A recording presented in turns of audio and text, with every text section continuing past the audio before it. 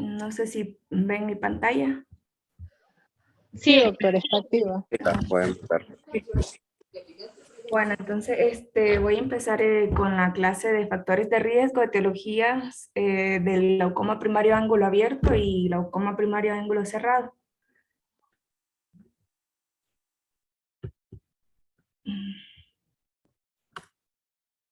Hablando del glaucoma primario de ángulo abierto, tenemos de que se puede originar, ¿verdad?, por una neuropatía óptica crónica, produce daño en el nervio óptico, pérdida en el campo visual, enfermedad multifactorial, que puede desencadenar presiones intraoculares elevadas, depende también de la edad del paciente, tienen mayores factores de riesgo pacientes con 40 años a más, pacientes que tienen una córnea delgada y hay que tomar en cuenta también antecedentes familiares.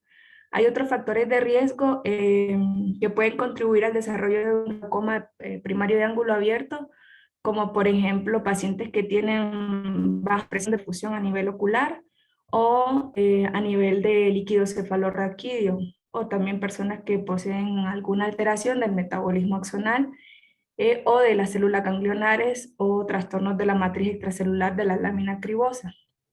En la imagen podemos observar a la izquierda, ¿verdad?, un nervio óptico sano, una excavación aproximada de punto 2, punto 3, un nervio óptico en la imagen de la izquierda, un nervio óptico con glaucoma, podemos ver una excavación total, un nervio óptico pálido,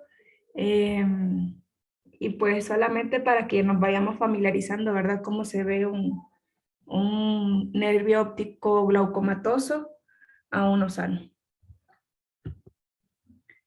Dentro de la prevalencia e incidencia, siempre hablando de pacientes con glaucoma primario de ángulo abierto, ¿verdad?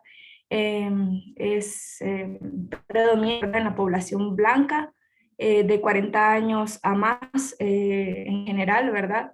Se ha dicho también que en esta población blanca de 40 años a más hay una prevalencia entre el 1.1% y estudios, ¿verdad?, han revelado que el 2.1%. También un estudio que se realizó en bárbaros demostró incidencia global del 2.2 en mayores de 40 años con predominio en raza negra. Y pues en el Visual Impairment Project realizado en Belmont encontró una incidencia del 1.1%. Un estudio realizado también en Rotterdam predijo, ¿verdad?, un riesgo a 5 años de glaucoma confirmado probable de 1.8%.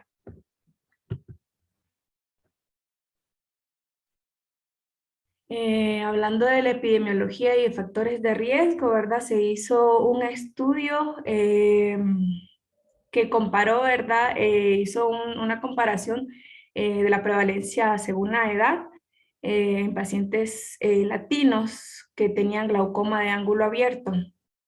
Se llama Los Ángeles Estudio, ¿verdad? Y participaron personas blancas hispánicas y blancos, negros que no eran hispánicos. Y en este estudio, ¿verdad?, reveló que los pacientes, los que predominan, ¿verdad?, para desarrollo de glaucoma son las personas negras. Y que para el 2020 también se esperaba una tasa de aproximada de 76 millones de latinoamericanos, ¿verdad?, que iban a padecer glaucoma y que se esperaba para el 2040 casi 112 millones de latinos, ¿verdad?, con desarrollo de glaucoma primario de ángulo abierto. La edad, como mencionaba antes, viene siendo un factor de riesgo importante para desarrollar glaucoma.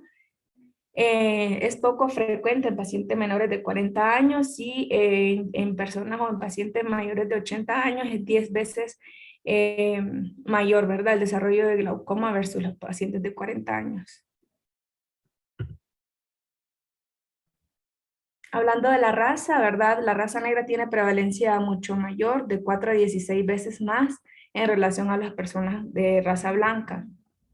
Los pacientes de raza negra Hablando de la edad de diagnóstico, ¿verdad? Viene siendo menor o inferior a la enfermedad, pues que la enfermedad puede ser más difícil de tratar en estos pacientes porque generalmente se presentan como más violentos, ¿verdad?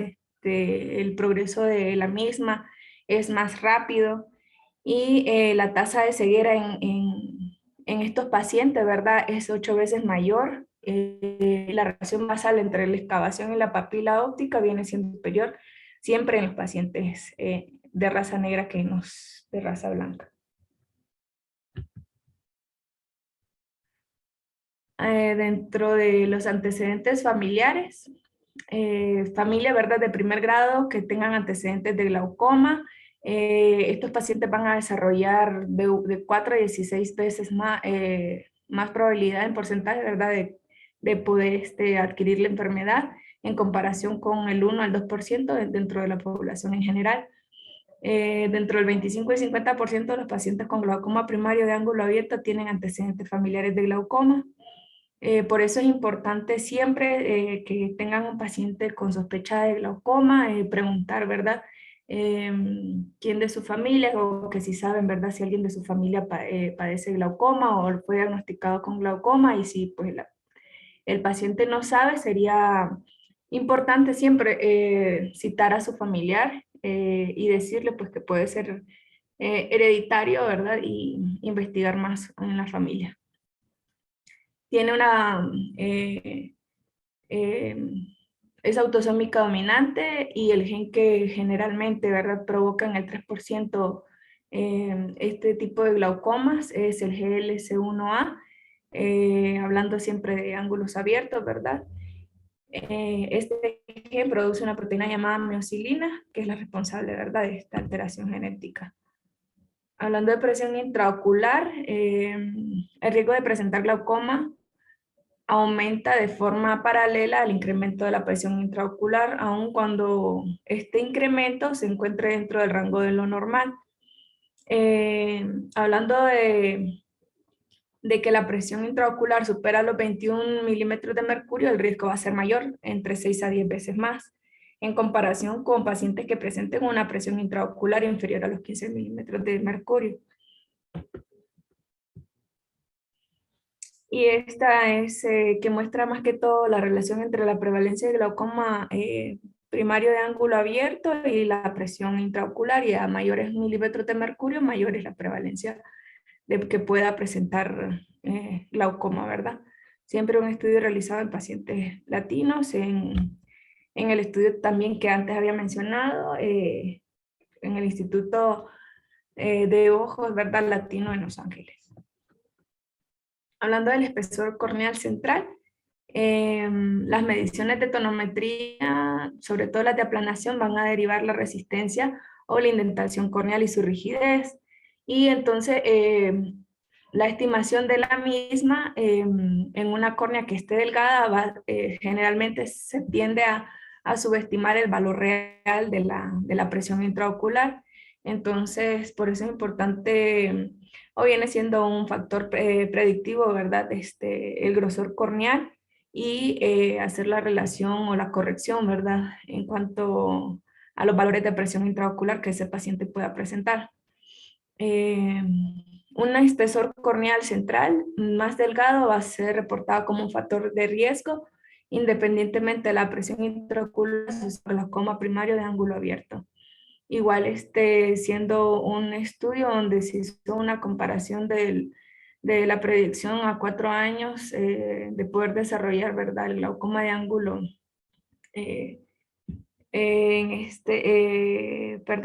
de ángulo abierto y la presión igual intraocular. Y se demostró pues que a mayor presión los pacientes que tienen la línea continua es una córnea de menor o igual a 535 micras, la línea discontinua corta entre 535 pero menor o igual a 565 micras, y la que es discontinua un poco más larguita, un grosor corneal de 565. y vemos que la continua, que viene siendo una córnea más delgada, pues tenía más incidencia de desarrollar glaucoma, ¿verdad? En el transcurso de los años. Otros factores de riesgo vienen siendo la miopía elevada, la hipertensión arterial y vasculopatías ateroscleróticas e isquémicas, y otros serían las cataratas. Hablando, digamos, de enfermedad cardiovascular, se puede suponer, ¿verdad? O se ha generado una hipótesis de que la hipertensión arterial sistémica, con su posible microcirculación, posee efectos sobre el nervio óptico. Y en los pacientes con oclusión de vena central de la retina, por ejemplo, pueden presentar presión intraocular elevada y glaucoma, por el mismo trastorno vascular que se genera. La presión intraocular elevada viene siendo el único factor de riesgo tratable. Eso es lo importante que hay que recordar de esta parte. En los pacientes que tienen miopía elevada, por ejemplo, vienen siendo más susceptibles a la lesión inducida por la presión intraocular, sobre todo en aquellos pacientes que tienen una miopía mayor de 6 dioptrías. La papila generalmente en estos pacientes se torna un poquito más oblicua o lateralizada, ¿verdad? Y entonces el efecto mecánico de la presión sobre esa papila y ese nervio, pues viene siendo mayor. Y pues hablando de la edad, ¿verdad? Sobre todo en pacientes mayores de 40, pero aún más en los que son mayores de 65 años, vienen habiendo cambios, sobre todo generados por esas vasculopatías ateroscleróticas o isquémicas. Hablando un poquito de genética, según el estudio de Sheffield y colaboradores, una descripción de la mutación del gen que estaba localizada en el cromosoma 1q2325 llamado miocilina, codificado como GLC1A.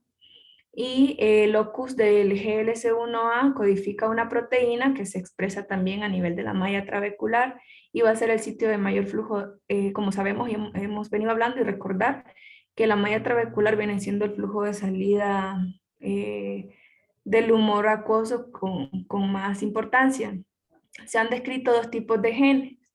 El gen GLC1B, que va a estar localizado en el cromosoma 2, y el GLC1C localizado en el cromosoma 3. Hablando del GLC1B, se encuentra más que todo asociado a glaucoma crónico de ángulo abierto y de presión normal, y el GLC1C más que todo va a venir asociado a un glaucoma crónico de presión alta. Este es un cuadrito donde viene hablando más o menos del locus donde se encuentra el gen GLC, ya sea 1A, B o C, incluso hay D, E, F, y todos lo vemos ahí expresados, pero lo más importante recordar es el 1A, 1B y 1C, que son los que podemos encontrar en adultos con glaucoma primario abierto, ya sea de presión normal o presión alta, intraocular alta. Dentro de la etiología, ¿verdad? El nervio óptico se encuentra sumamente sensible a dos cosas. Una viene siendo los efectos mecánicos de la presión intraocular y otra el daño estructural de la malla trabecular y de la malla yuxtacanalicular, pues viene más que todo relacionado a un coeficiente de salida normal. Bueno, como sabemos, ¿verdad? Lo normal sería entre 0.28 más menos 0.5 ml por minuto. Y bueno, esta se va a encontrar disminuida según, conforme avanza la edad y en pacientes con glaucoma.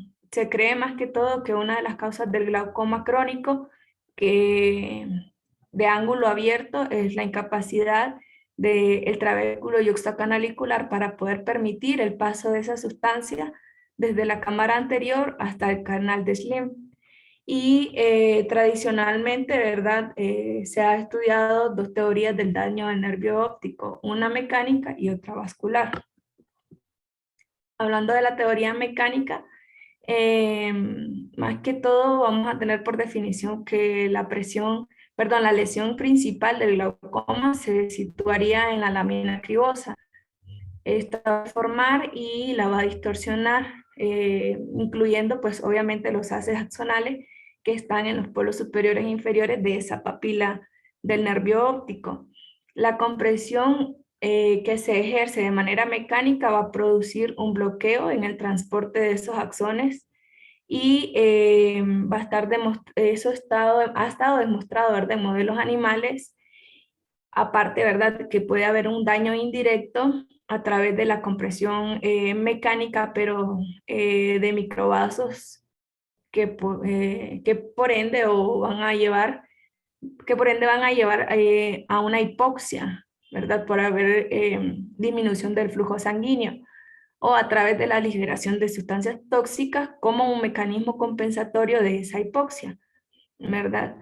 Esto va a estar generado tanto en el nervio óptico como en la retina periférica a ese trauma, ¿verdad? Y todo va a ser en respuesta, ¿verdad?, a que haya una presión intraocular elevada, que produzca una compresión mecánica, explicando más que todo la teoría mecánica.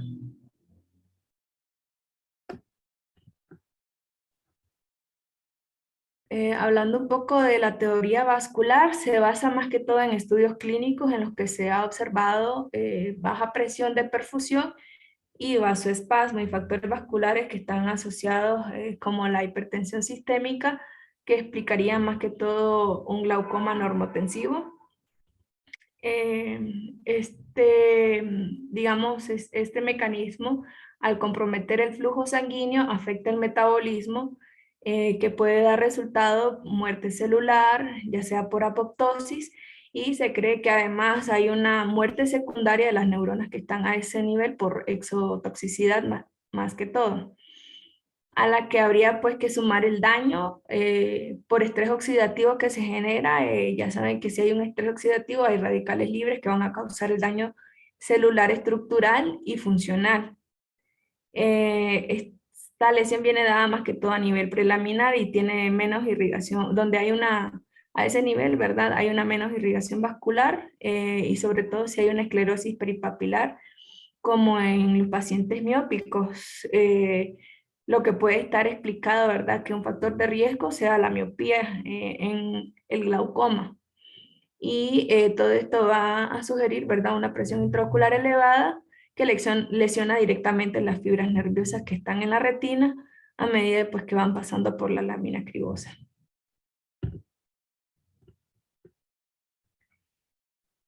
Hablando un poco sobre el glaucoma de ángulo cerrado, factores de riesgo vienen siendo la edad, el sexo femenino, raza asiática, factores de riesgo a nivel ocular, poca profundidad de la cámara y a nivel de limbo, estrecha zona de drenaje angular, cristalino, un poco más denso o que sea más anterior en su localización anatómica, y el diámetro corneal delgado en pacientes con hipermetropía.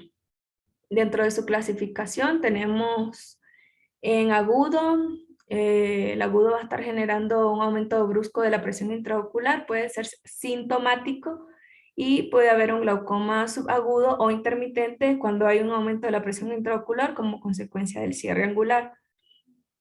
Generalmente el glaucoma de ángulo estrecho, ¿verdad? O cerrado agudo produce autolimitación y puede ser recurrente. A un cierre angular total no va a resolver espontáneamente, hay que intervenir, y el glaucoma de ángulo cerrado crónico se produce, ¿verdad?, un aumento de la presión intraocular o presencia de sinequias anteriores periféricas como resultado del cierre angular que anteriormente fue asintomático. Hay ángulo ocluible, va a ser aquel cuya malla travescular posterior es obstruida en sus 4 3/4 o más de su circunferencia por el iris periférico. Y el cierre angular va a estar dado desde el contacto iridotrabecular, pasando por los signos de la enfermedad del segmento anterior, que vienen siendo aumento de la presión intraocular, y la neuropatía óptica glaucomatosa. La sospecha de cierre angular primario es el contacto iridotrabecular con 3 o más cuadrantes, una presión intraocular, un nervio óptico y un campo visual normal. En el cierre angular primario, pues va a estar en contacto iridotrabecular en 3 o más cuadrantes con aumento de la presión intraocular, nervio óptico y campo visual normal. En este solo va a estar alterada la presión intraocular. Ahora, en el glaucoma de cierre angular primario, igual afectado 3 o más cuadrantes a nivel iridotrabecular con evidencia ya de daño glaucomatoso del nervio óptico, por ende puede haber una alteración del campo visual. Pueden haber algunos cambios en el segmento anterior que se generen, ¿verdad?, por ese bloqueo pupilar o ese cierre angular. Uno de ellos viene siendo la isquemia, que se va a ver como distorsión de las fibras radiales del iris, así como en la imagen de la izquierda, y puede también haber necrosis o que se pueda, digamos, observar con opacidades del cristalino a nivel subcapsular, sobre todo, como la imagen de la derecha. Factores a considerar: la pérdida de células endoteliales, la lesión de la malla trabecular, atrofia sectorial del iris que pueda, digamos, manifestarse con deformación de la pupila, y las opacidades de la cápsula anterior del cristalino, como vimos en las anteriores, daño del iris, un disco óptico pálido y plano y una neuropatía óptica glaucomatosa. Hablando de la fisiopatogenia del glaucoma primario de ángulo cerrado, el mecanismo más común viene siendo el bloqueo pupilar. Va a impedir el pasaje del humor acuoso a través de la cámara posterior a la anterior, como antes se ha hablado de este proceso. El líquido se acumula, ¿verdad?, en la cápsula posterior, haciendo que el iris se abombe hacia adelante o produzca un iris bombé, y su zona más periférica se apoye o aplique al trabeculado, impidiendo la salida del humor acuoso. Pues, o sea, en resumen, primero el bloqueo pupilar, secuencialmente otro trabecular, y el factor importante que hay que recordar es que debe existir un ángulo estrecho. O sea, no es que se pueda dar el bloqueo y la obstrucción de la malla trabecular y un ángulo abierto, sino igual no se da, no se genera. La cámara anterior, como les mencioné, es un factor a considerar. El eje anteroposterior de la misma, la córnea, hablando del grosor cristalino, ángulo comerular, vamos a hablar un poco de cada uno. La cámara anterior, bueno, la disminución de la profundidad va a estar asociada a una estrechez del ángulo y por ende un mayor factor de riesgo para desarrollar glaucoma de ángulo estrecho. Sobre todo se ha visto, ¿verdad?, que del 11 al 14% con una profundidad de cámara anterior de entre 1.8 y 1.9 milímetros. Y en un 100% pacientes que tienen entre 1.1 y 1.3 milímetros. Hablando de eje anteroposterior, sobre todo pacientes con 24 milímetros de medición, ¿verdad?, en ese eje anteroposterior. Los que tienen aún un mayor riesgo, los que tienen una distancia menor de 22.86 milímetros, y es más frecuente en pacientes hipermétropes axiales. La córnea, hablando de su diámetro y su radio de curvatura, que sobre todo sean menores de los normales. Un paciente que tengan disminución de la cúpula corneal, sobre todo en 0.35 milímetros, que va a ser la medida que va desde el área de la pupila hasta una línea imaginaria que una de extremo al otro lado del limbo esclerocorneal. Por ejemplo, las rayas rojas del limbo esclerocorneal, ¿verdad?, de lado a lado, son aproximadamente 11 milímetros. Eh, Hablando de un eje, digamos, transversal.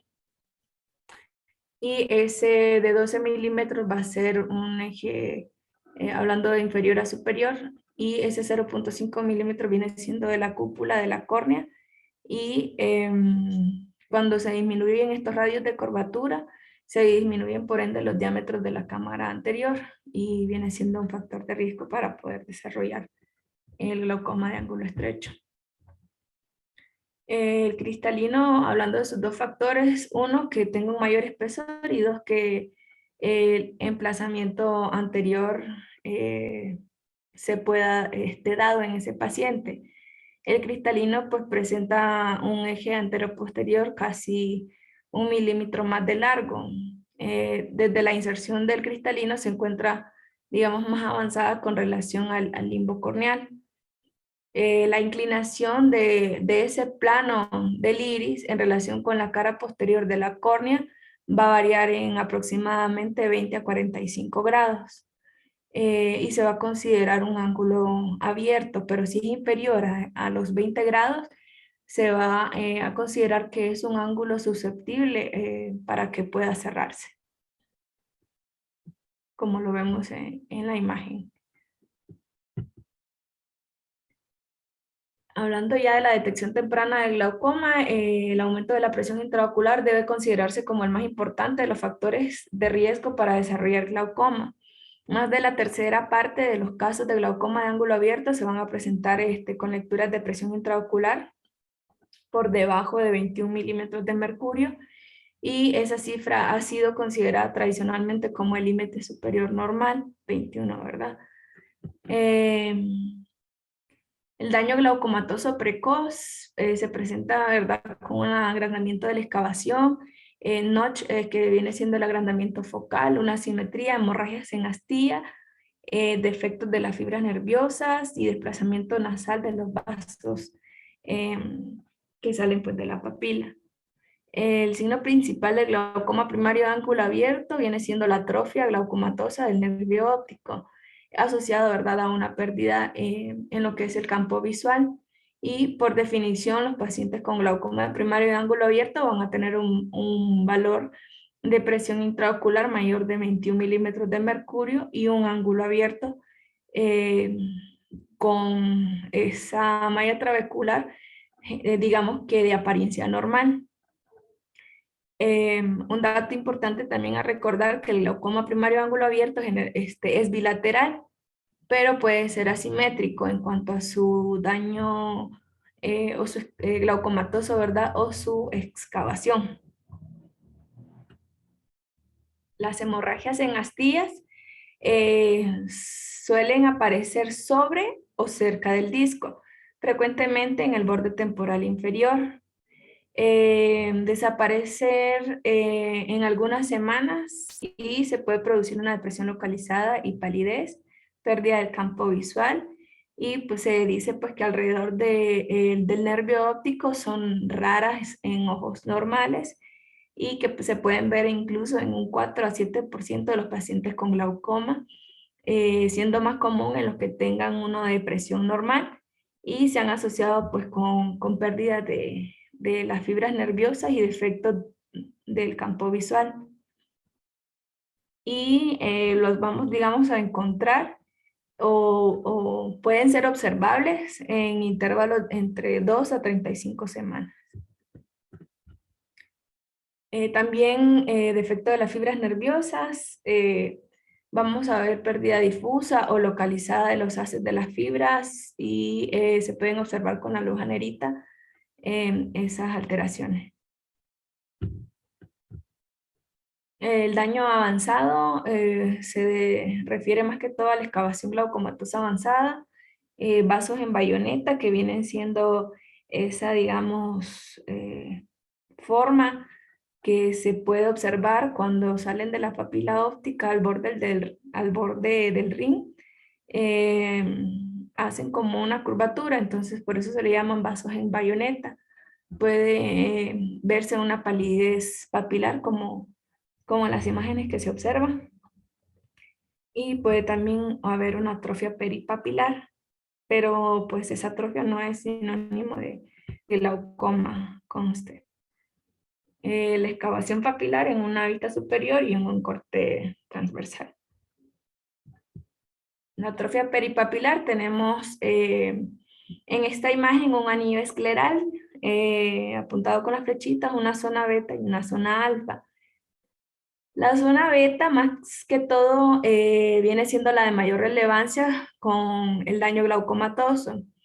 Se trata de una atrofia coroidea peripapilar y existen tradicionalmente dos zonas. La beta, que viene siendo la central, y la alfa viene siendo la periférica, a las que recientemente se han agregado zona gamma y delta. Pero hoy solo vamos a hablar un poquito de alfa y beta. La alfa viene siendo la periférica de hiperpigmentación irregular debido a la atrofia que se genera parcial del epitelio pigmentario de la retina. Y también se atribuye al adelgazamiento de la capa corioretiniana que se encuentra superior o suprayacente a esta y tiene una frecuencia del 15 al 20% en ojos sanos, ¿verdad? Es la que comúnmente podemos observar. Ahora, la zona beta, como les mencionaba, viene siendo mayor relevante para asociarla a un daño glaucomatoso. Se produce más que todo en la región central y se presenta con atrofia marcada del EPR y la coriocapilaris, y son visibles la esclera y los vasos coroideos. Y por ende, pues los fotorreceptores que están a ese nivel van a estar disminuidos. Va a ser menos frecuente en ojos sanos. Entonces, si nosotros observamos una zona de atrofia beta, ¿verdad? Lo más probable es que sea un indicativo de algún proceso patológico. Eh, Esta pues es una figura, es una serie de figuras donde se va viendo, digamos, la progresión o las diferentes alteraciones que pueden haber de- del nervio óptico. En la figura 1 vemos un disco óptico normal con una capa central, con una excavación de 0,4 y el ring, ¿verdad? Rosadito. En la figura 2 vamos a observar pérdidas de ese anillo neuroretiniano, sobre todo en la parte inferior donde está señalado con la flecha y se supone que al haber esta alteración va a haber hay una lámina cribosa visible. La figura 3 menciona de que uno de los primeros signos de daño glaucomatoso es el aumento del diámetro vertical. Entonces, con ese aumento de ese diámetro se va a ver una pérdida de la relación eh, inferior, superior, nasal y temporal. Entonces, que se traduce en el ISENT, inferior, superior, nasal, temporal, y eso es lo que reportamos en los estudios, ¿verdad? Si cumple la regla ISENT, si no la cumple. Y en la figura 4 habla del daño avanzado en el cual hay una pérdida marcada del anillo neuroretiniano en todos los sectores, tanto superior, inferior, nasal o temporal. Puede ser difuso o localizado y la atrofia peripapilar de la zona beta también aparece.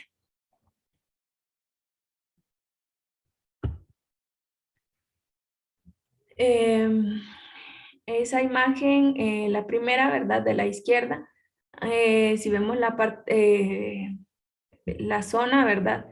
Temporal viene siendo más delgada, hay una pérdida de Lisent, de la regla Lisent, no cumple, y vemos cómo en el transcurso del tiempo va progresando ese daño glaucomatoso hasta que se convierte en una excavación total y ya no verse ese rim, ¿verdad? Rosadito que se puede observar incluso en las primeras fotos y ya al final pues se ve totalmente pálido. Los vasos, si logran observar, salen del borde del ring, ¿verdad? El ring ya se perdió, pero salen del borde de la papila. Eh, Viene siendo pues una excavación total. Hablando del ángulo iridoesclerocorneal, es importante distinguir si el ángulo se encuentra abierto o cerrado. El diagnóstico de glaucoma primario ángulo abierto requiere de que haya una integridad de todas estas estructuras y que pues sea valorado su estado. Puede presentar un ángulo de 20 a 40 grados y la malla trabecular siempre debe estar visible, por lo que no puede ocluirse. Ya decíamos que si era menor a 20 grados, sí hay un riesgo mayor de que se pueda ocluir. Ahora, hablando de la clasificación de Van Herijk y Schaefer, vamos siempre a observar, lo que nos traduce, ¿verdad? Es que hablando de las cuatro estructuras, recordando, ¿verdad? La línea de Schwab, la malla trabecular pigmentada y no pigmentada, el espolón uveoescleral y el cuerpo ciliar, que vienen siendo las cuatro estructuras a valorar a nivel del ángulo. En esta imagen, digamos que es la clasificación de Schaefer, hablando del grado 0, es un ángulo cerrado. No hay ninguna de esas cuatro estructuras visibles. La apertura angular entonces viene siendo 0 grados. Grado 1 es un cierre probable. Se puede observar únicamente la línea de Schwab visible. Y pues se traduce que si solo se ve la línea de Schwab, el cierre angular es menor de 10 grados. Hablando del grado 2, es un cierre posible, ya no probable, y vamos a observar dos estructuras que vienen siendo la línea de Schwab y la malla trabecular. Y se puede calcular que viendo esas dos estructuras puede haber una apertura entre 10 y 20 grados. Ahora, el grado 3 es sin riesgo de cierre angular. Vamos a ver tres estructuras que vienen siendo la línea de Schwab, la malla trabecular y el espolón escleral. Y se calcula que esa apertura de ángulo viene siendo entre 20 a 35 grados. Y ahora pues el grado 4, que es sin riesgo, ¿verdad?, el que el paciente presente un cierre angular. Se pueden observar las cuatro estructuras y la apertura angular viene siendo pues en 35 y 45 grados. Solo para hacer la asociación entre Schaefer y Van Herijk.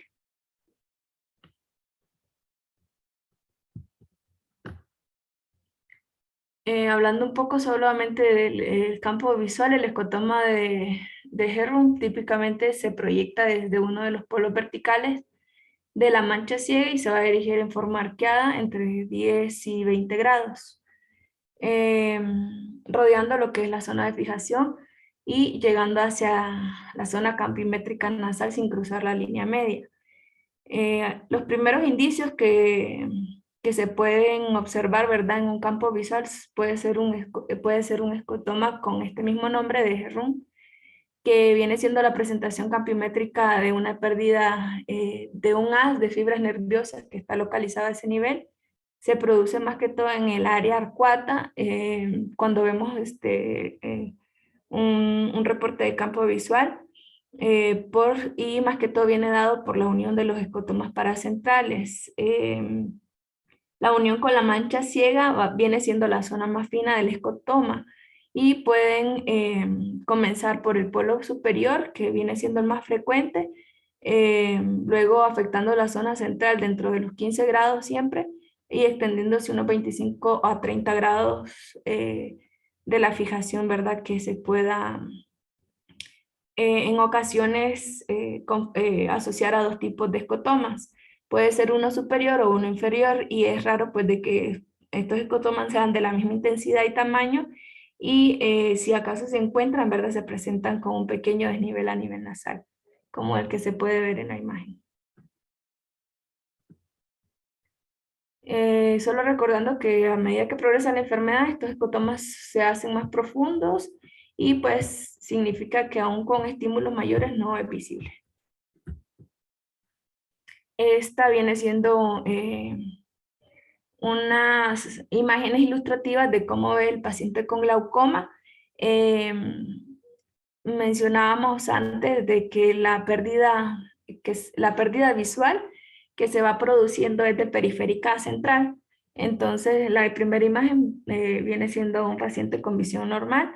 Puede haber una visión en túnel, que es la que sigue, puede haber puede ser como una mancha ciega, perdón, una mancha negra alrededor, o puede el paciente referir que la periferia ve borroso o con algunos escotomas, pero siempre periféricos, eh, escotomas o zonas borrosas, o de verdad reducirse todo lo que es el campo, ¿verdad? Periférico por parte. Entonces, eso sería todo a grandes rasgos de algunos factores de riesgo, tanto de glaucoma de ángulo abierto y cerrado, y más adelante vamos a ir hablando de cada uno. ¿Tienen alguna duda?